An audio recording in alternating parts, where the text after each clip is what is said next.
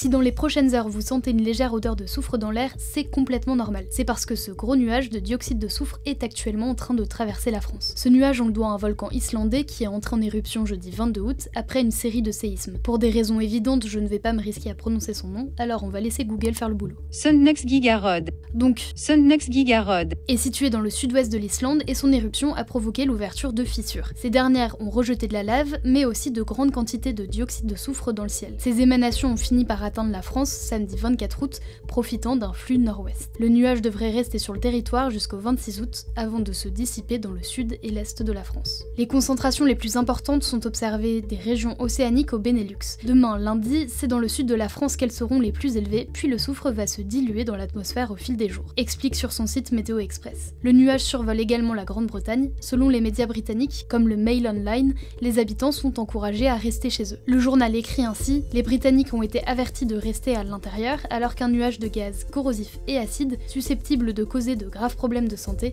engloutit le Royaume-Uni ce matin. Complètement invisible à l'œil nu, le dioxyde de soufre dégage une légère odeur d'œuf pourri. À forte concentration, il peut provoquer des irritations au niveau des yeux ou des voies respiratoires, notamment chez les personnes vulnérables. Mais selon le site français Météo Express et plusieurs experts météorologues, cela ne concerne pas le nuage qui traverse la France car les concentrations de dioxyde de soufre restent très modestes. Il n'y aurait ainsi pas de risque pour la santé.